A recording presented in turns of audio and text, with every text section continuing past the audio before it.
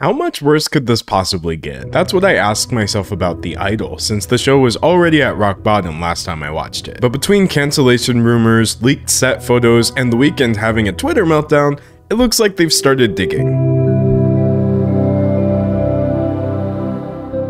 Hi, I'm a random person on the internet, you're a random person on the internet, and together we're here for my third and final video about The Idol, where we'll watch the final 2 episodes in the season. If you haven't seen the first 2 videos yet, you should definitely check those out. In the first video, we went over The Idol's troubled production environment, as well as its first episode, which was off to a very rocky start, but I decided to wait it out to see if it got better. In retrospect, that was a big mistake. In the second video, we watched episodes 2 and 3, where it turned out that things were just getting worse and worse. So now that leaves us with only 2 episodes in the season, so we'll be watching 4 and 5, with 5 being the season finale. Besides the episodes themselves, we'll also take a look at The Weeknd's embarrassing Twitter antics surrounding the show, some leaked set photos showing what the show could have been before Sam Levinson turned it into whatever the heck it is now, and the not so simple answer to the question many people have been asking: did HBO actually just cut down the show from 6 episodes to 5? I think the answer is quite clear just from watching the final episode. But before we get into that, let's talk about today's sponsor. Today's video is sponsored by Morgan & Morgan. If you've been injured, the idea of getting a lawyer might sound like more trouble than it's worth. Between finding one, setting up meetings, and filling out a ton of paperwork, where do you even start? Well, with Morgan & Morgan, it's super easy because they've modernized the entire process. Now you don't have to deal with any of that hassle. In fact, with Morgan & Morgan, you can submit a claim without ever having to leave your couch. If you're ever injured in an accident, getting a lawyer is one of the first things you should do. And with Morgan & Morgan, you can submit a claim in 8 clicks or less. For more information, go to forthepeople.com/D'Angelo Wallace or dial #LAW. That's #529 from your cell phone. Now, let's get into the video. So the first episode introduces struggling pop singer Jocelyn, who falls for CD club owner Tedros. It wasn't awful, but it was far too boring to be as provocative as the showrunners claimed it was. Episode 2 shows Jocelyn's wavering mental health as Tedros exerts more and more control and influence over her. This is the one that includes what some people are calling one of the worst adult scenes of all time, and rightfully so. And episode 3 explores the growing rift that Tedros is driving between Jocelyn and her well-meaning team. This episode completely mishandled really serious themes like abuse, instead just choosing to play them up for shock value. And now, here we are on episode 4. Tedros and Jocelyn are working to get music together to get her tour back on track. Her managers are becoming warier of Tedros than ever, and I'm sure the series will somehow manage to get even worse. So episode 4 opens by showing us that Jocelyn's mansion has basically been turned into Tedros's mansion. There's guards all over the place with guns, and we see housekeepers cleaning up the aftermath of crazy parties. Yo quisiera irme, tú sabes. Sí.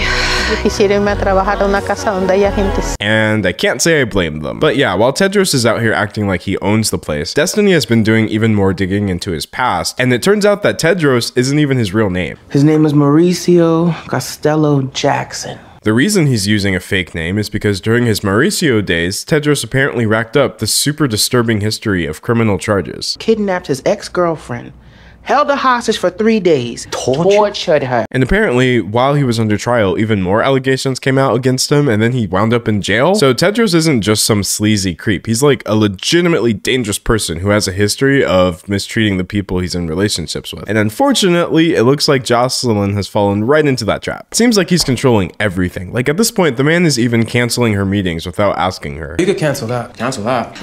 Not 1 p.m. Cancel that. He even cancels a meeting involving Jocelyn and Leia's makeup line, which they've apparently been working on together. Cancel it. I don't know if you understand, because this is like an important... It's more important for you. And what could be so important that it's worth canceling all your other meetings? Mike Dean's coming. And done. 2 minutes and 4 seconds. That's how long it took for this episode to completely lose me, which I think is a new record. The show is literally getting better at getting worse. For context, Mike Dean is a real person. He's like an actual industry legend when it comes to music production, having produced songs for everyone from Drake to Beyonce. So him showing up in this episode as himself is just incredibly distracting. Like, to be fair, this wouldn't be the first time that someone's played themselves on a television show, obviously. But this is basically like if you made a fictional series about cooking, and then this character named Gordon Ramsay shows up, played by Gordon Ramsay. It's gonna take you out of the moment, which would be fine in like a comedy, but makes no sense here, considering I was just starting to take these new plot developments seriously. Beautiful house, but the acoustics are garbage. So after wandering all over Jocelyn's house to find the perfect room to record in, even though she literally has a home studio that's been used in multiple episodes, Tedros, Jocelyn, and Mike get to work on new music, starting with the lyrics. I like not having to make decisions for myself.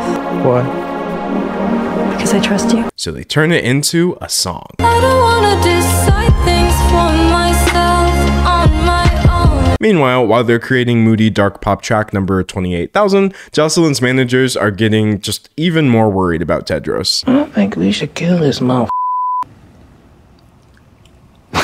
But instead of going that far, they instead decide to observe and see if they can't find any dirt that could get him out of the picture. Go to the house, you be the eyes and ears. Let me know every detail, okay? I don't care how small. And considering how weird Tedros and everyone around him is, it doesn't take very long for Destiny to find something creepy. She's barely been in the house for like a minute at this point. Hi. I'm Chloe. Now what in The Shining is this? So Destiny responds, quite appropriately, I might add. Hey, Chloe. I'm Destiny. Bruh, Chloe is so creepy. Like in episode 2, she's watching Tedros and Jocelyn get freaky from the shadows. And then in this episode, she's running after Destiny like some sort of Resident Evil mini-boss. Alright. Destiny is my favorite name. Anyway, Chloe demonstrates her singing and songwriting abilities for Destiny, which, despite her strange behavior, are actually quite good. My whole life, I just figured it out. We also get a little bit of backstory for Chloe as well, like how Tedros took her in when she used to live on the streets. I was a heroin addict. I'm not ashamed to admit that that little riff lives in my head rent-free. Like, I'm just sitting there, and the thought just intrudes, like, I was a heroin addict. But the problem is, I've never done heroin, so the lyrics just sort of change to fit whatever situation I'm actually thinking about. Like, I love my children at Walmart. It's very versatile. I also don't have children. How old are you, Chloe? So, 18.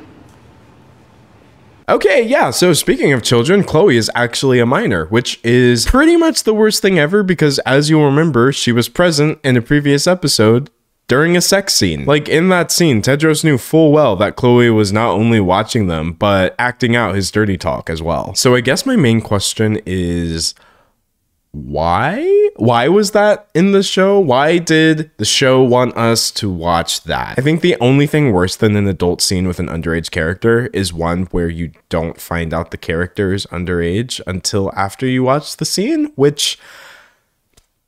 why? And you know, I keep hearing that Sam Levinson, the director of this show, actually has like a really weird track record involving teenagers like this.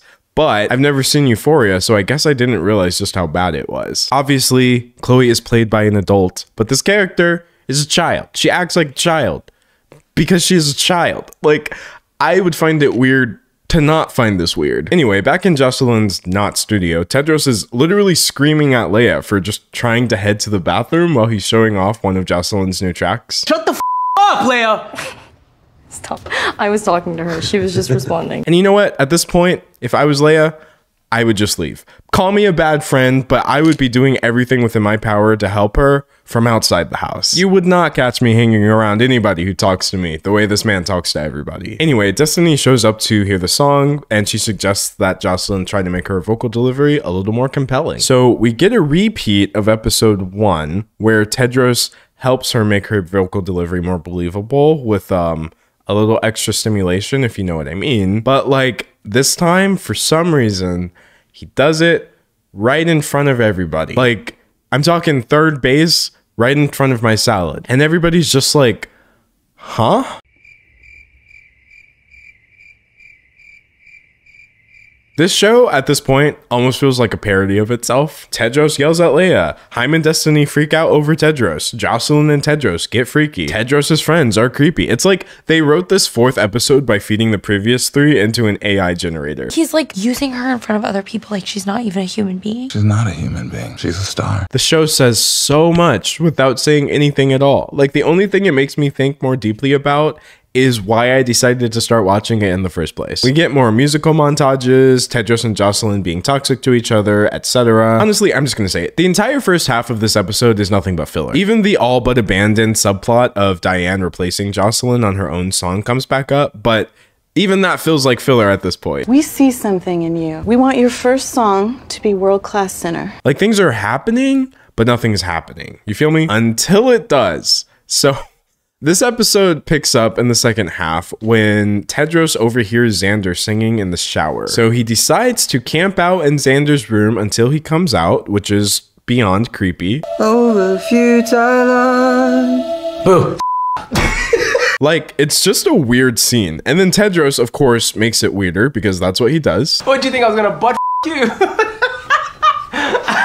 Anyway, Tedros is sort of shocked to hear Xander singing because Jocelyn had told him that Xander had a vocal cord injury a few years back. Her mom outed you when you were 13. You left the show and you quit singing because you had a vocal injury. Through this exposition dump, we find out that after Jocelyn's mom basically ruined his career even though he was a child, Xander moved in with her and Jocelyn. But Tedros, being the world's worst music manager, is far more interested in getting Xander to sing again. Why don't you sing anymore? You should really use the gift that God gave you. Now, I know that this is just a line in the show, but can we talk about it for a second? Because I've actually heard this line in real life all the time, and it's pretty much one of my biggest pet peeves. I feel like creative people, or basically anyone with a hobby, get told this all the time. Like, oh, you have a gift. You owe it to us to use it. People would even tell me this when I was a child, and I used to draw a lot, and it's like, first of all, this gift that you're referring to is literally just practice. I wasn't bitten by a radioactive artist, okay? Like, anybody could do what I do if they spent the same amount of time on it. Secondly, even if I did have some sort of latent ability that others don't,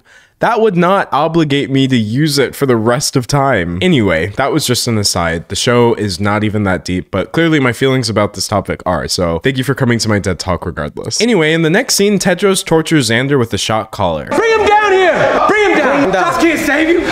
Oh, down. Now you may be wondering, hold up. Did I skip a scene? Did I leave something out? But those are the same things I was wondering as I was watching this. Like, we just hard cut into a torture scene. Destiny had previously mentioned that Tedros does stuff like this, but I guess the show thought that we had to see it, even though we truly did not. Chloe can't save you. Chloe, nobody. So Tedros's apparent reason for torturing Xander is that Xander betrayed Jocelyn. Basically, Xander told Tedros the real reason that he doesn't sing anymore. Apparently, when they were kids, Jocelyn's mother actually made him sign a contract that he would never sing again so as not to outshine Jocelyn. Which, first of all, I don't think that contracts that legally prevent people from singing are a thing, but secondly, if they are, then can we please send one to Colleen Ballinger? Anyway, Jocelyn outright denies all of this, accusing Xander of lying, but it doesn't really seem like he's lying. The career that I could have had, the life that I could have had. He's lying. Xander also says that the reason he never told anyone about Jocelyn's mother mistreating her was because Jocelyn asked him not to. But Jocelyn refutes this claim as well. Honestly, it all just gets very heated. She controls everything around her, and now she's doing it to you. I'm gonna be honest though, both Lily-Rose Depp and Troye Sivan's acting during this scene was pretty good. Lying to my face about I'm not lying, you stupid. But good acting does nothing to fix the fact that this scene makes absolutely no sense. Up until this point, there has been no, and I mean no, indication that Jocelyn is some sort of evil mastermind. But now all of a sudden, we're supposed to just believe that Dark Jocelyn exists because reasons, I guess? Like, there's been virtually no conflict between Xander and Jocelyn at all. We've barely even seen them talk to each other in the show. But now we're supposed to believe that their relationship is so contentious that she would allow him to be tortured, and he thinks that she ruined his life. Where is literally any of this coming from? It honestly felt like the show was just like, you know what's gonna get people talking? Torture. Let's do that. And for better or worse, I guess it worked because here we are talking, but wouldn't you rather have people discuss your show because it's not hot garbage? Like, Xander literally went from, hi, I'm Jocelyn's creative director. We don't always see eye to eye, but I'm here for her, to this. You're more disgusting and depraved than your of a mother. Hello? And Jocelyn went from, hi, I'm a sad 20-something and I make music, to this. Shocked him again. Shocked him again. Again. Like, where is this coming from? Anyway, they wind up shocking the man so much that he admits to lying, even though he was obviously just trying to get them to stop shocking him. And then Jocelyn just moves right on to a singing scene. Now, during this scene, we see that Tedros is becoming a bit unstable from all the hard drugs and sleep deprivation. I feel like you need to get a little bit of sleep. You're starting to... I slept. Jocelyn then has this really gross conversation with Destiny where she's basically just an apologist for all of Tedros's past actions. He choked her. He held, you know, he just was trying to like fend her off, I think. Like, Jocelyn, he went to jail. But the worst part is, she actually is fully aware that he went to jail for several years due to pimping. They told the cops that he was like their pimp, and then he went to prison for like 6 years. Anyway, next scene, Tedros convinces Jocelyn to go public with her story of surviving her mother's abuse, but only so she can sell more tour tickets. And then everyone has a big party. Tedros decides to mistreat Leia in front of everyone once again, because this show has like 4 or 5 story beats that it recycles endlessly, but this time Jocelyn steps in more firmly. She's my friend, you just like embarrassed her in front of everyone. Wait, are you actually mad? Oh, now she cares about her friends all of a sudden. Anyway, this is where things get a little convoluted. Well, more convoluted. So Diane shows up at the party, and Jocelyn finds out via Chloe that Diane brought her to Tedros's club because Tedros told her to. After finding out that Diane basically set her up, Jocelyn then finds out that the label is now trying to give away Jocelyn's song World Class Sinner to Diane. She decides to give Diane her blessing, even though she's obviously shaken up by it. Why are you crying? I'm really happy for you. So at this point, Jocelyn is feeling betrayed. Tedros is not who she thought he was. He had this whole plan to get with her, and so she decides to get back at him by inviting her ex, Rob. Rob shows up, which feels extremely out of the blue, because out of the previous 3 episodes, I'm pretty sure they've only mentioned him by name once. But anyway, Tedros finds him before Jocelyn does, and he proceeds to play the only card in his deck, aka embarrassing himself, but this time with 20% more homophobia. What are you, a f***? Every actor I know is a f***. Doesn't everybody gotta take it up the to get these roles out here? Imagine talking like this at all, let alone to someone you literally just met. Anyway, Jocelyn takes Rob to her bedroom where he expresses regret over leaving her to star in the superhero movie. I'm wearing a mask. They could have cast anybody. He also discusses Jocelyn's mom, saying that he didn't find out about the abuse until she went public in that video, and that he had no idea it was happening. I have this image of you giving her a bath. You're always so tender with her. And I guess that really set the mood, because immediately after that conversation, they just hook up. So, of course, this goes on for like a full 2 minutes because everything in the show happens for too long. But I would almost say it's worth it, because after this, we get what is arguably one of the funniest shots that we've gotten in this entire series so far. I got to admit, Tedros crying while staring wistfully at a Prince photo sitting outside the door while his sort of girlfriend is hooking up with her ex was not on my bingo card for the idol. But yeah, my man's going through it, I guess, because Jocelyn chose Rob or something. But honestly, Tedros and Jocelyn never even said that they were like exclusive or anything like that. There's been no depiction of love, just an intense physical relationship, so I'm not really sure why he's surprised. Anyway, Isaac asks Xander to do something for Tedros, and I guess Xander is just completely under Tedros's musty spell now, because he agrees to set Rob up by snapping like this racy picture of him with a bikini-clad partygoer.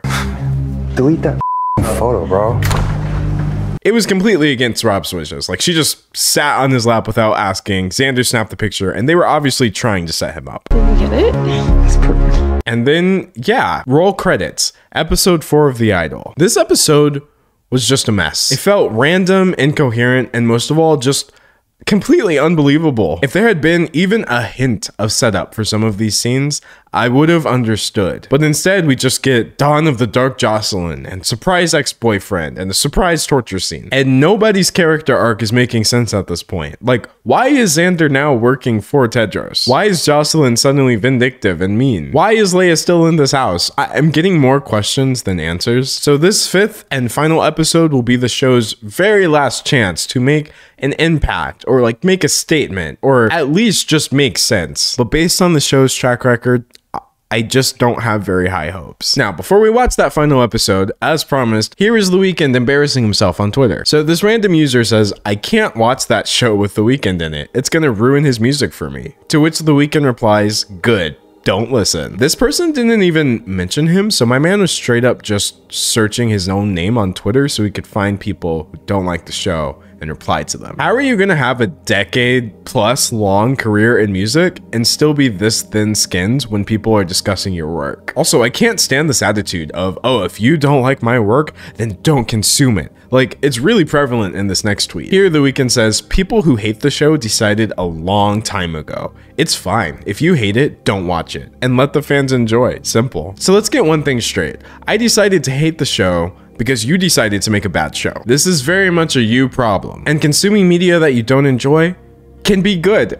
If I only watch things that I already liked, I would never watch anything new. Critiquing things that are not necessarily good can lend itself to really productive conversations about the issues that impact the quality, or in this case, the lack of quality. Now, this last tweet I want to go over is definitely the most interesting one. Someone asks, who has the thread or article on why The Idol is bad? Please, I need it. To which The Weeknd replies with straight up mockery. Someone hurry, please tell me why I hate something everyone is telling me to hate. Hurry up before I come up with my own opinion. Besides the fact that this is just a really childish response in general, it's also a very reductive way of looking at things. First of all, not everyone has access to HBO or Max, or even just the luxury of the time it takes to watch the show in the first place. You're allowed to seek out more information about things that you are unable to, or you don't intend to consume. Like, take this video you're watching right now, for example. I'm not telling you to hate The Idol. I'm telling you that I hate The Idol. People don't dislike the show because there's some sort of hate campaign. They dislike the show because it's not good. And I don't really know how else to word that. Anyway, those were just a few tweets that I felt like responding to. But yeah, The Weeknd really just went on a Twitter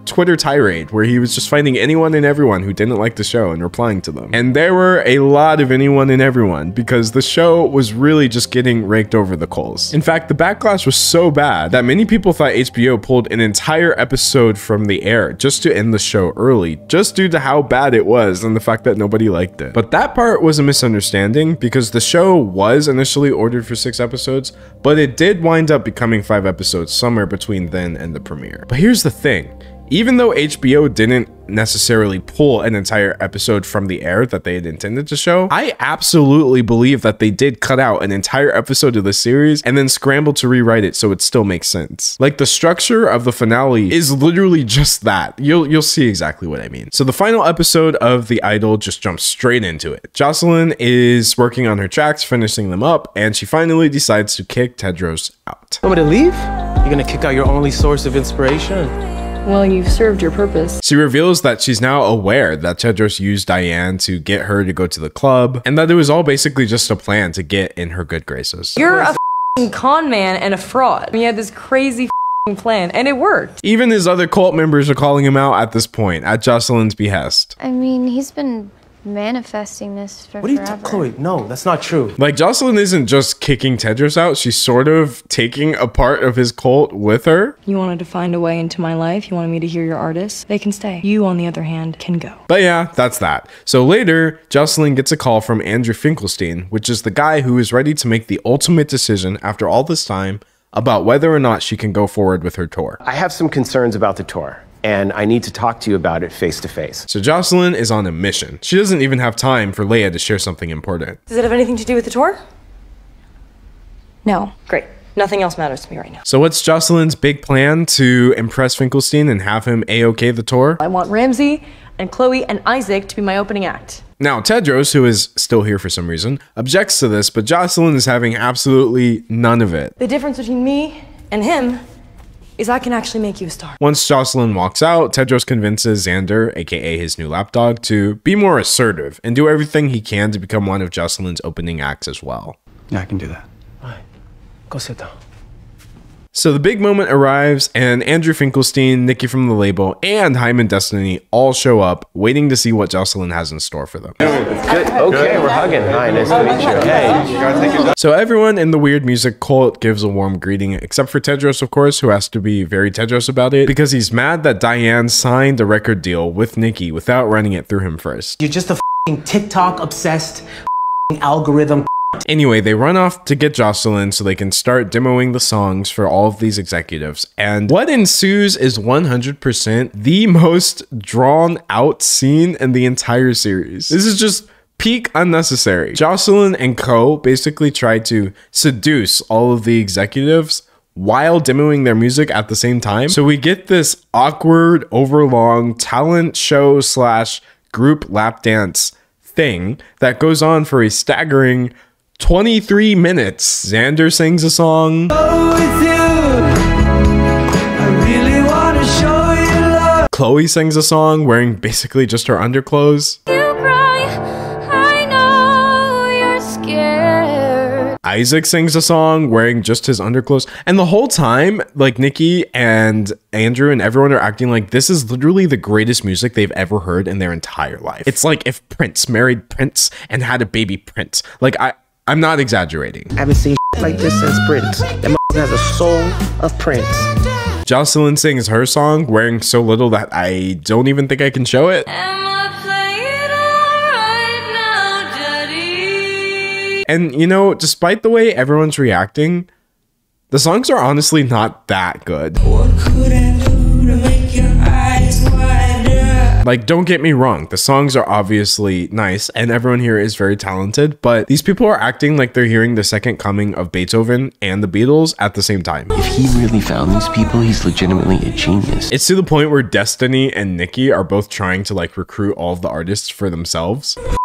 We do this alone. Don't mess with Destiny, just let's work together. It's just 23 minutes of pure absurdity. Like, the show's completely lost its plot, which I'm pretty sure is the last thing you want to happen in the season finale. Now, while these things are happening, the show does manage to intercut some plot developments, but they all just happen via a series of like short conversation snippets. So for example, Rob, Jocelyn's ex, calls Leia to tell her how Xander set him up and the way that it's backfired. But honestly, it's just really distracting to have this really serious conversation while Chloe's caterwauling in the background. Hey, my friend's a fan, can I take a photo? And then this girl just jumped in my lap and now she's going to the press saying I raped her? Since Rob told her that Xander took the picture, Leia tries to confront him about it, but she's intimidated by one of Tedros' goons. What? I'm sorry. What's wrong? Oh. You okay? Yeah, I'm fine. Sure? And Xander, of course, already knows what happened since he's the one who did the dirty work. Oh no.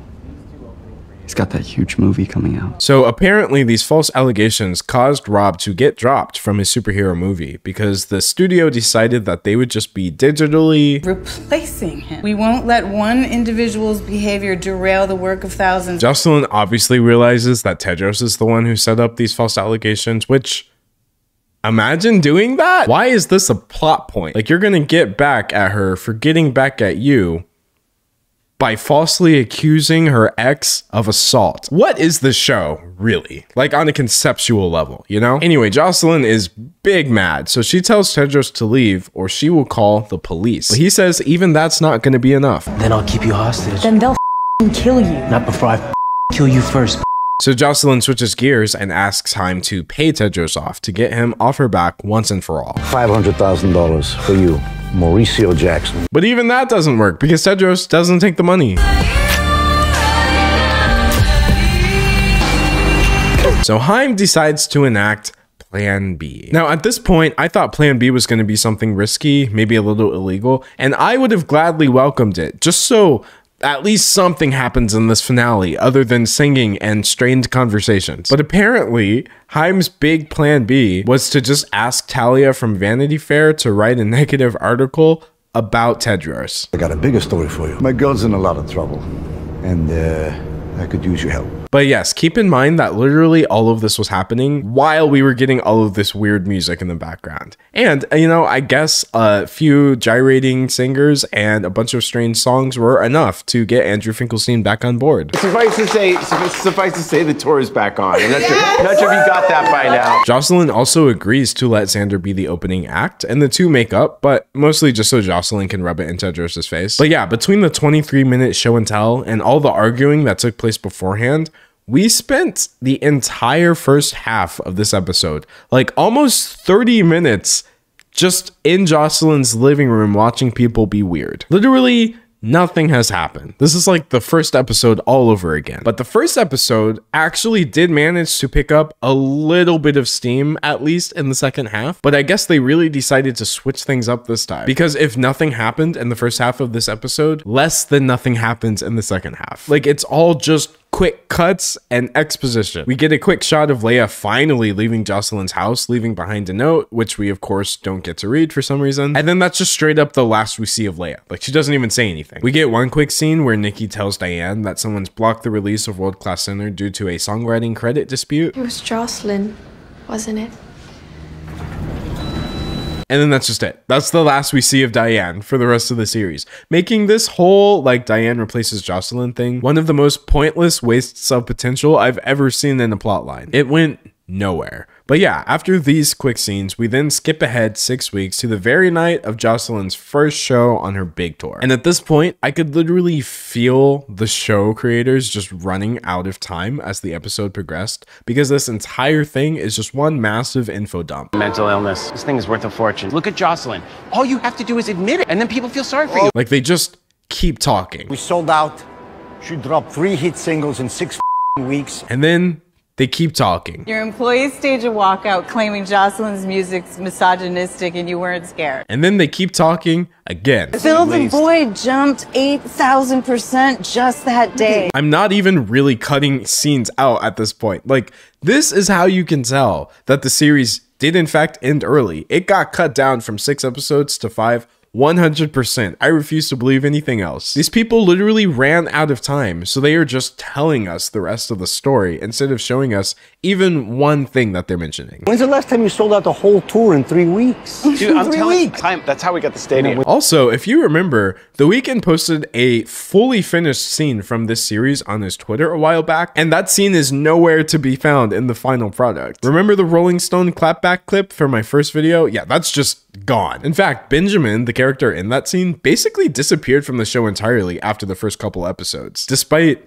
seemingly being part of Jocelyn's team. Like, bruh, they cut this show down. This ending is so rushed, they're trying to fit an entire story arc into the last like 15 minutes. Like, it would be one thing if they were only discussing Jocelyn's chart performance, but they're even doing the tell not show thing for legitimately important plot lines, like what the heck happened to Tedros. That's right.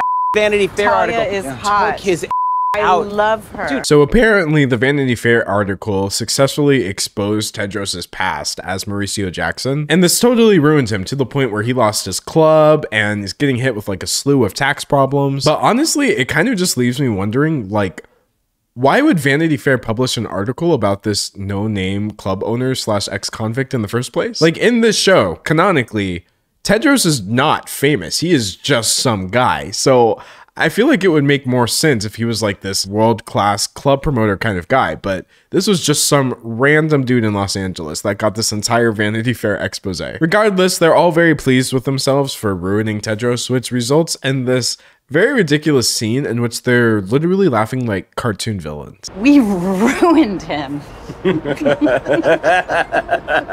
It's just impossible to take seriously. Speaking of Tedros, Jocelyn has actually invited him back into her life and into her dressing room as she prepares to go on stage for her big show. But before he can get to her, he has to go through Destiny first, who issues a stern warning. You heard her. I will hunt you down on God. Honestly, Destiny and Haim were the only good things to come out of the show, with Leia being a close second. But anyway, Tedros finally meets up with Jocelyn once again, where she very inexplicably still seems to be into him, despite the fact that he literally threatened to kill her. None of this means as much without you. I don't like being apart. You don't like being apart, but you just tried to pay $500,000 to never see this man again like 6 weeks ago. Make it make sense. I absolutely do not understand Jocelyn's character, and at this point, I don't really think the show does either. Anyway, Tedros picks up the brush that Jocelyn said her mom would hit her with, but he notices something off about it. It's brand new. So then she faked it or something? I don't know, and at this point, I really don't care. Obviously, this is supposed to be the show's big twist, right? Like the thing that we've been waiting 5 episodes to see. But there's no payoff because there's no setup. What am I supposed to do with this information? It doesn't recontextualize anything that I previously seen. Anyway, the season ends with Jocelyn going on stage where she does one final thing that somehow makes less sense than everything else she's done so far. I have the opportunity to introduce you to the love of my life. The crowd is psyched, but Nikki, Haim, and Andrew are like, hold on, she's not about to go there, is she? but she does. But like, they literally just told us that Tedros' entire reputation was ruined because he was exposed as this violent criminal in a Vanity Fair article. So by going public as this man's girlfriend, Jocelyn is pretty much just throwing away her entire career, unless I am totally misunderstanding something. Like, no big deal. It's just her career, the thing that she's been trying to get back for this entire series. So then, what was the point of any of this? You're mine. Forever. Now go stand over there. Like, I get it. I really do. I'm supposed to be in shock right now at how Jocelyn was secretly the one in control the entire time. But this isn't the kind of show where I just think back and realize, oh, I should have seen that one coming. They just changed her character at the end of the 4th episode and just expect us to take it at face value. This barely even qualifies as a plot twist. In fact, this finale is just a complete bust. But yeah, roll credits. At this point, I can't even tell you what the Idol wanted to achieve. All I know is that it didn't achieve it. This show is so disorganized, convoluted, and random that the only people who know what it's supposed to be are the ones who made it. And you know what? Let's see what they have to say for themselves. Jocelyn is a very strategic and calculated person. She knows exactly what she wants and she's gonna stop at nothing to get it. I do feel like that much at least was clear. But like, what did she want though? What was the point of any of this? What we realized at the end is that Tedros was her muse and that she got what she needed out of him. Jocelyn has been searching for inspiration. She's looking to go to an uncomfortable place and is just ultimately looking for that next song, that next album. I just feel like this isn't a very compelling motivation, especially not with the way it was presented here, or like not presented. Like, Jocelyn does express unhappiness with her lyrics early on, and the show does mention that she hasn't written a song in a long time. But the issue here is that the songs she wound up writing with Tedros are so generic, they don't really reflect any sort of inspiration at all. She 100% could have written them with or without the events that happened on the show. Unless it's just impossible to come up with lyrical gems such as, "Am I playing all right now, daddy?" and "Force me and choke me until I pass out," without getting involved with the dangerous ex-con. I think a lot of the audience will watch maybe the first few episodes and think that this guy is taking advantage of her. By the end, he realizes that she knows exactly what he's doing and she knows exactly what she's doing. In the end, we really see